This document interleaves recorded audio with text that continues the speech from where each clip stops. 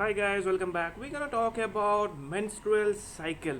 So, what is the normal range of your cycle?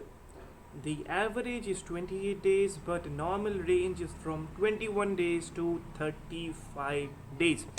Now, very big important thing we should understand here is that if I'm having cycle on every 28 days, like 28 days is my cycle, after a few days or after 1 month or 2 months, my cycle is now 32 or it's 25. Even though I'm in the normal range of 21 to 35, my cycle is not regular and this is not normal, right?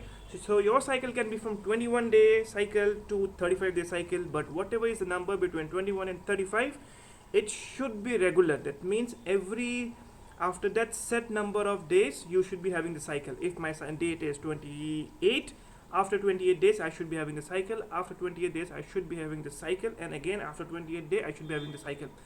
It does not mean that I'm having the cycle on 28 day, next time I'm having the cycle on 32 day, or the next time I'm having the cycle on 25th day.